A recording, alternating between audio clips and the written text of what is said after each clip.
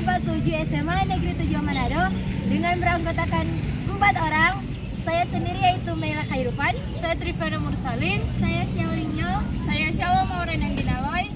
Saat ini kami akan mempresentasikan tentang perlindungan dan penegakan hukum yang ada di Indonesia. Let's go!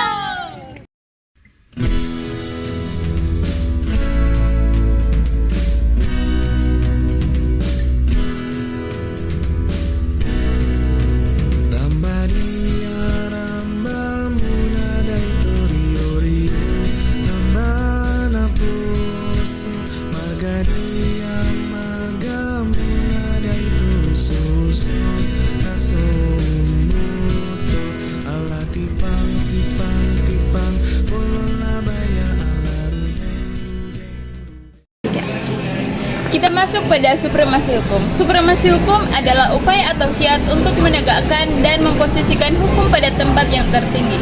Supremasi hukum juga menjadikan hukum sebagai panglima atau komandan untuk menjaga dan melindungi stabilitas kehidupan berbangsa dan bernegara.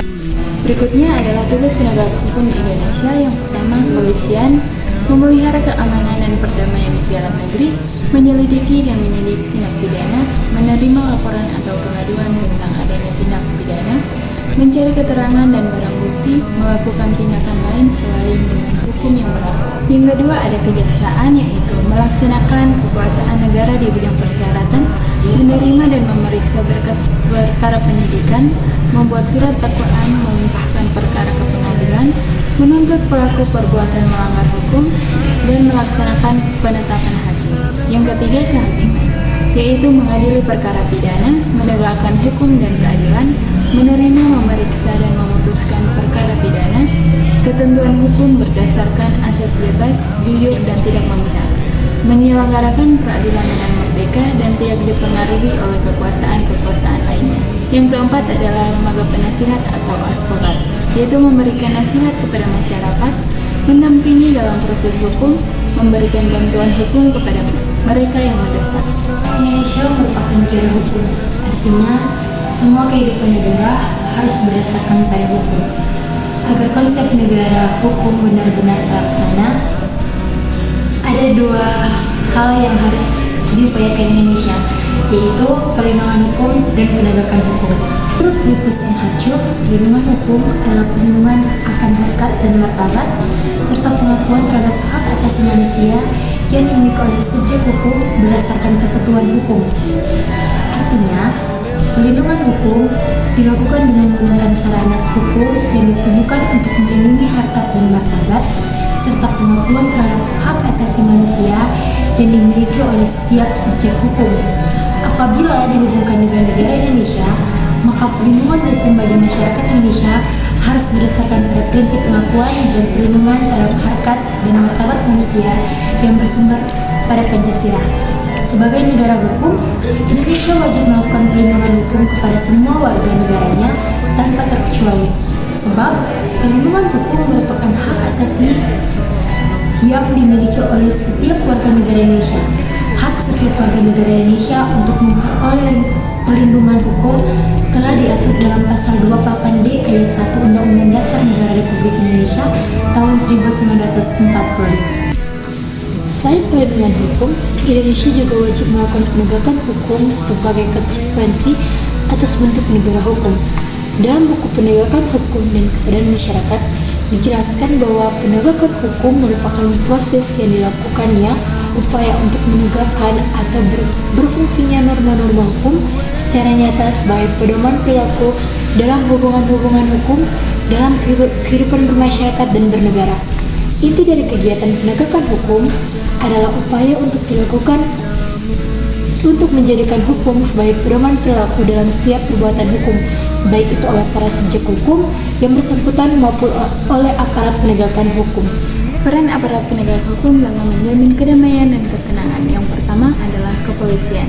Kepolisian berperan sebagai penyidik dalam kasus-kasus pidana. Polisi berhak menerima laporan tindak pidana, mencari bukti, melakukan penangkapan, dan melakukan tindakan lain sesuai hukum. Selain itu, mereka dapat bertindak sebagai penyidik dalam memeriksa tersangka. Yang kedua adalah kejaksaan. Kejaksaan adalah lembaga yang bertanggung jawab untuk melakukan proses peradilan. jaksa atau penuntut umum memiliki izin untuk menerima berkas perkara penyidikan, membuat surat dakwaan, dan melimpahkan perkara ke pengadilan. Mereka juga melaksanakan putusan pengadilan yang telah memperoleh kekuatan hukum tetap. Kejaksaan tidak hanya berperan dalam kasus pidana, tetapi juga dalam bidang perdata, tata usaha negara, dan memberikan pertimbangan hukum kepada instansi pemerintah lainnya. Yang ketiga adalah kehakiman. Kehakiman adalah lembaga yang memiliki peran dan berwenang untuk mengadili perkara dan memutuskan pertahanan.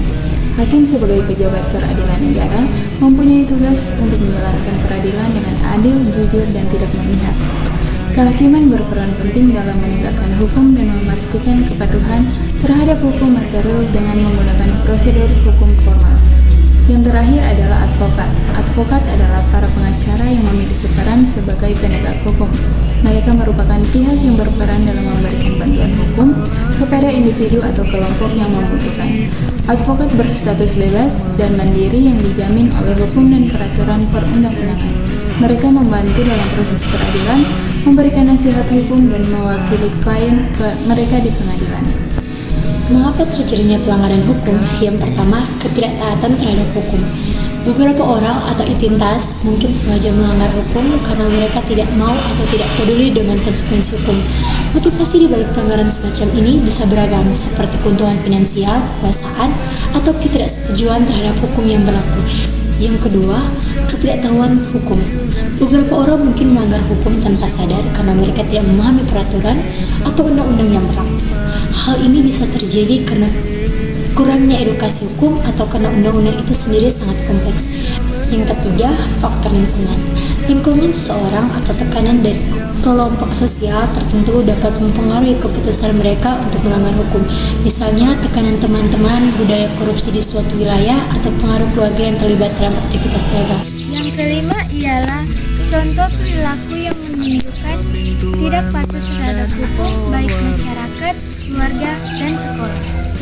Yang pertama adalah keluarga. 1. Orang tua mengizinkan anak di bawah umur untuk berkendaraan motor. 2. Orang tua meninggalkan anak tanpa alasan yang jelas.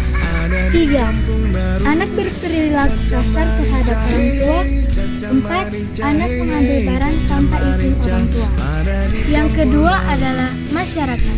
1. Memasukkan dokumen negara. 2. Merusak fasilitas umum.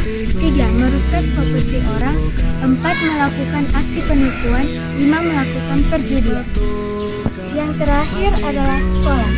1. Melakukan pembulian. 2. Menggunakan obat terlarang. 3. Membuat keributan. 4. Guru menyakiti siswa. 5. Melakukan perkelahian fisik. Perlindungan dan penegakan hukum harus mutlak dilakukan di sebuah negara demokrasi, karena setiap negara memiliki kewajiban melindungi warga negaranya dari berbagai macam ras dan perilaku tidak adil, tidak nyaman, dan penyimpangan hukum lain. Dan yang terakhir adalah kesimpulan dan saran. Penegak hukum seharusnya tidak dapat memihak dan tidak mudah terintervensi sehingga hasilnya dapat dipertanggungjawabkan di hadapan publik. Masyarakat Indonesia butuh kepastian hukum atas sistem hukum yang berlaku, karena penegak hukum tak dapat berdiri sendiri tanpa adanya sistem hukum itu sendiri. Dan yang kedua adalah saran. Hendaknya dalam penegak hukum di Indonesia melibatkan seluruh aparat penegak hukum, dan yang terpenting adalah dukungan pemerintah yang bersih. Pemerintah harus berada di garda terdepan dalam penegak hukum untuk memberikan harapan kepada masyarakat atas kepastian hukum. Sekian presentasi dari kelompok kami Tentang perlindungan dan penegakan hukum yang ada di Indonesia. Jika ada kesalahan kata mohon dimaafkan karena yang sempurna hanyalah Tuhan. Shalom. Assalamualaikum warahmatullahi wabarakatuh. Om Swastiastu, Namo Buddhaya, salam kebajikan. Dah.